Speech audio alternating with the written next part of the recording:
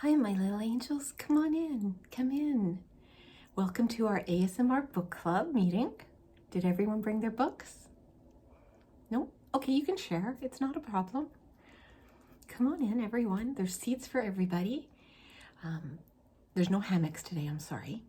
But the rocking chair is here, and that'll fit 2 of you. And you can put the feet up.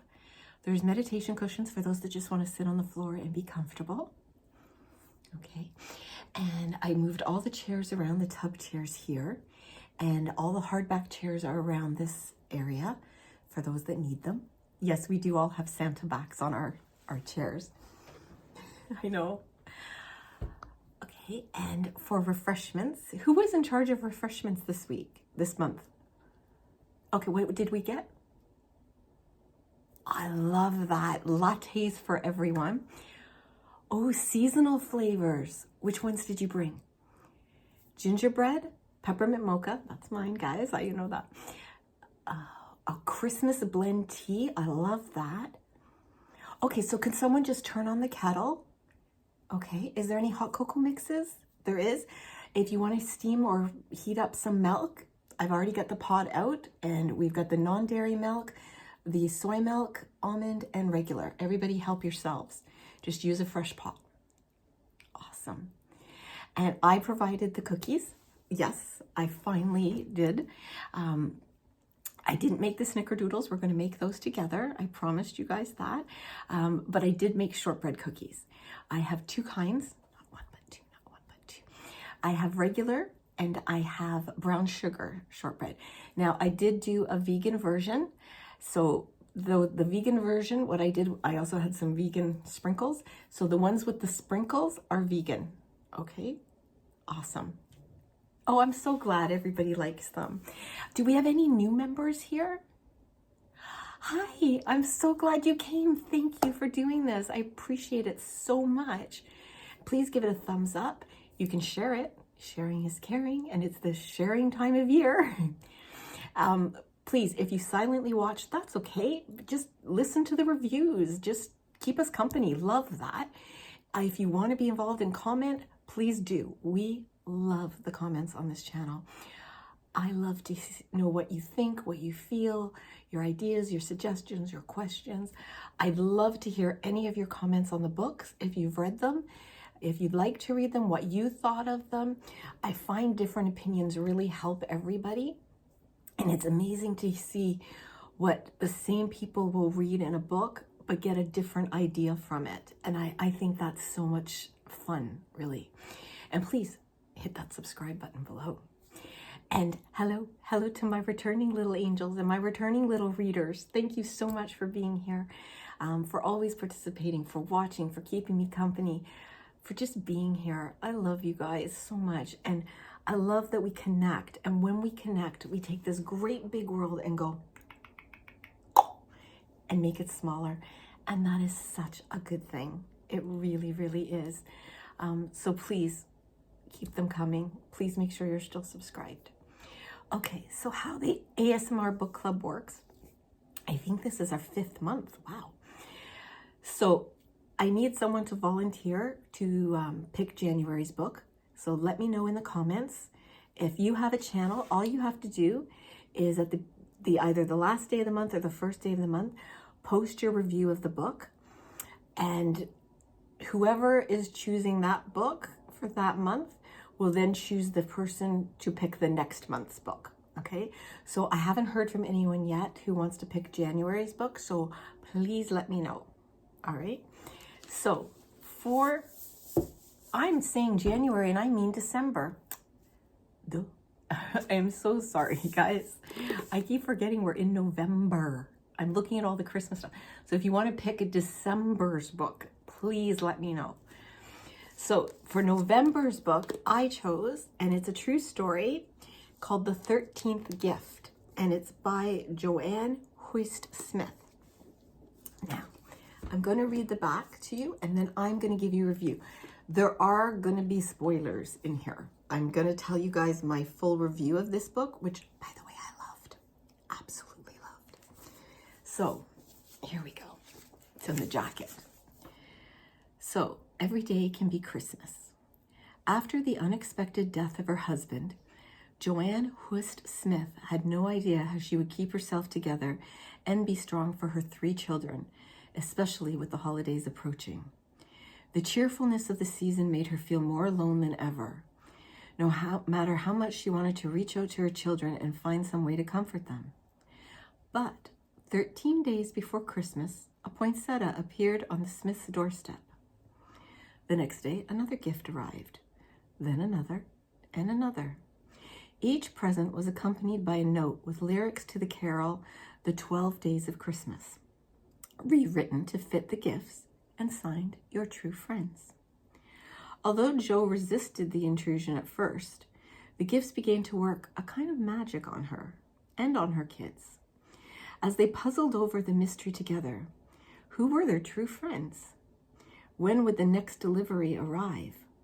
Could they catch the gift givers in the act? Their grieving hearts began to heal. In the days leading up to Christmas, the shattered family found a way back to one another. They decided they could celebrate the holidays and honor their loved ones by starting their own traditions and practicing kindness. The 13th gift is a true story about the everyday miracles that can occur during the holiday season. It is a heartwarming reminder that with love, community, and family, even the most broken of hearts can be mended. Yeah, I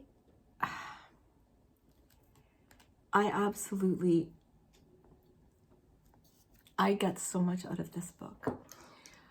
I will tell you, the Christmas, okay, we had a cat, Patches, and my father loved that cat so much. And the Christmas after he passed, I had started reading Richard Paul Evans' books, The Christmas Box, which I absolutely loved.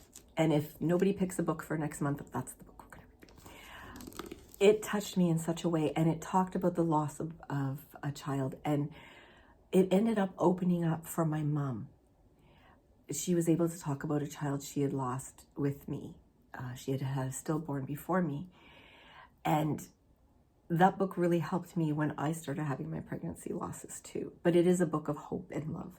All of his books are, and I adore them. Anyways, that had such a profound effect on me for a Christmas book. The Christmas after I lost my dad, I read P.S. I Love You by Cecilia Ahern. Another great book and great movie. It's one of the few movies I loved that came from a book. And it touched me in such a way. This book touched me in that way. I loved it. It's heartwarming, it's funny, it's sad, it's real. I was right there with her for a lot of it. It starts off, she's pretty much let everything go. She's barely keeping it together. I mean, barely keeping it together. She's getting a lot of help from her sister-in-law. But she's asking her kids to do more. And, you know, she's not cooking for them. She's making sure the food's there. But, you know, things are... And I think her son is 17. Her daughter is, I believe, 10, and her middle son, I think, is 12. So the father dies unexpectedly of a heart attack.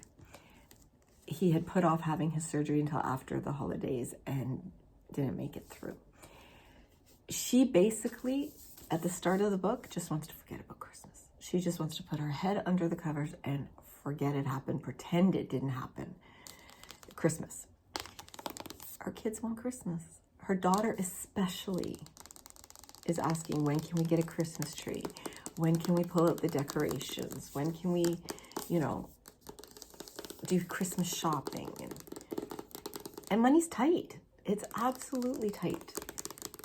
She works as a reporter at a newspaper, and she's assigned a Christmas story. The last thing she wants to do. They're running late. The kids have missed the bus. She's going to have to drive them. So they open the door and there's a poinsettia. And she's like, who would leave a poinsettia on her doorstep? I didn't ask for this. I don't want this. It's messy. I'm going to have to water it and take care of it. This is just, she didn't want it. The daughter loved it. And it was like on the first day of Christmas, my true friends gave to me a poinsettia. Signed, your true friends. They're like, who do you think said it? Who? When she got to work, one of her girlfriends, the newspaper friends, was setting up some decorations around her own desk.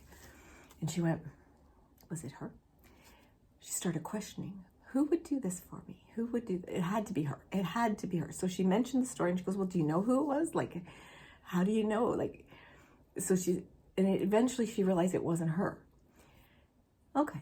The next day, another gift arrives. And it's on the second day of Christmas, my true friends gave to me. And I believe it was small gifts, guys. It was like 2 rolls of wrapping paper, a poinsettia. There were Christmas bows. You know, I think there were 5 Christmas bows. It was small things. It wasn't large gifts. It wasn't a TV. It was things you kind of need at Christmas, you know, things you might not want to bother getting yourself. And they came in handy. I think one was a spatula and they ended up making cookies with them. Anyway, she started questioning who was doing this. And her sister-in-law kept saying to her, have you bought the bike yet for your middle son? That's, you know, have you bought this? And she's like, no, I haven't. She's like, I will take the kids to my house. I will cook dinner for them, you know. So that's what happened. She went to the store and she was too overwhelmed. Just absolutely too overwhelmed to be doing this all by herself. She and her husband had many traditions. They did the Christmas shopping for the kids together. They wanted a special Christmas. So she ended up leaving without getting anything. Her daughter kept asking for the Christmas tree. The Christmas stand the daughter set up and put in the middle of the garage. She ran over it a couple of times. She didn't hit it so her daughter wouldn't see, but she said she just kind of lost it. Her oldest son was just slipping away from her. He wouldn't talk, he wouldn't, you know, but he was helping with the kids. He had his own car. As the gifts go forward, she's starting to get a little more into it. The kids are determined to catch whoever it is. They've set up watch. She even found her middle son on the roof. She just about had heart failure. So she's like, nobody's allowed on the roof to look for them. It's slippery. Forget it. And as each day came, they were wondering, and then these gifts would appear and they couldn't quite figure it out. And I want to see if I can find one day where they list the items. Let's see. I should have marked these pages ahead of time, I know, but I just enjoyed this book so much. Let's see. I think I found one. Nope. But as I said, one of the things was her son just getting further and further. Here we go. So here's all the gifts they got. All right. On the 12th day of Christmas, your true friends give to you 12 brass bells, 11 Christmas mice, 10 dancing Santas, 9 candles, 8 cookie cutters, 7 golden apples, they were ornaments, 6 holiday cups, 5 angel note cards, 4 gift boxes, 3 rolls of gift wrap, 2 bags of bows, and 1 poinsettia for all of you. So you see, it's not expensive things, but it were things they could use, you know? And they did use them, at first reluctantly on her part, but then she got into it too. And she, again, felt the relationships with all 3 were leaving. She was sleeping on the couch. Her husband died upstairs in the bed. She couldn't sleep in that bed. Her middle son wasn't sleeping at all, and she'd find him quite a lot in the hallway. Then she finally said to him, do you want to sleep downstairs in the living room with me? Bring your sleeping bag, we'll take turns with the couch. But she kept kind of prodding. And it turned out he just didn't want to sleep up there because he saw his father in the bed. She's like, okay, I understand. She asked them what they wanted for Christmas. Her oldest son had a bedroom in the basement. Her middle son said, I want to sleep in the basement. I want a bedroom in the basement. She debated, and she's like, we could clean out the storage room and turn it into a bedroom and get you a new bed. That's not a problem. This was back in the days when everybody had water beds, so they all had water beds. And he's like, I never wanted to sleep on a water bed because Dad was on the water bed. So she had decided, but she's like, where am I going to get the money for all of this? She gets a knock on the door. It's the men from her husband's work. A donation, they had set up, not a charity, but a whip round. We would call it a whip round, where everyone donated money. And they had a fund where they would give to people every year. They ended up collecting over $6,000 for the family. So she was able to get all the equipment she needed to turn the bedroom, but the kids did the work.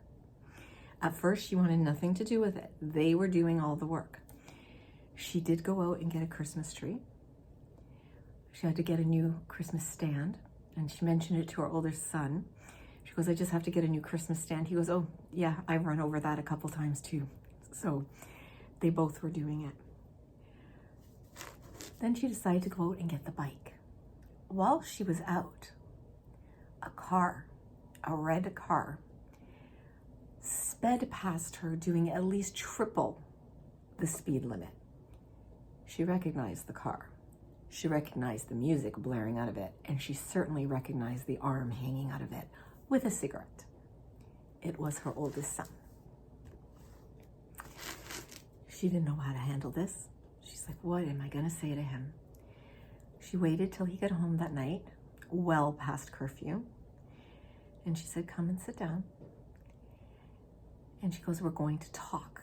We're not going to yell. We're not going to walk away. He's like, what do you want to talk about? She's like, I think you're having as much trouble as I am dealing with all of this. And he goes, you are kind of losing it, Mom. She said, I know. She said, but I did go and get the bike for your brother. And as I was out, I was on such and such road, and I saw a red car go speeding by me. She watched the color drain from his face. And she said, oh, before we go any further with this conversation, I'd like your car keys now, please. He reluctantly gave them up.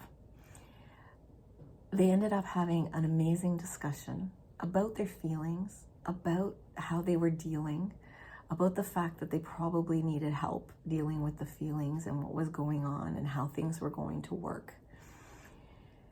She pulled herself together a bit more after that, got up and made hot food for them. They all took turns cooking though. Things did have to change, and their Christmas traditions changed. And you know what? It became a family mission. Let's figure out who this is. They did see a silhouette of someone one day, but they couldn't make out who it was. They didn't see a car around the corner. She always suspected her sister-in-law knew something about it. Finally, they let it go. The following year, they helped out at a few places, at soup kitchens, at missions, to help give back. I think that's important. Years go by. Years. One day she's peppering her sister-in-law. I know you know something. Just let me talk to the person. Her sister-in-law said, fine, I know who it is. Let me talk to them first. It's their secret to keep, and their reason is their reason.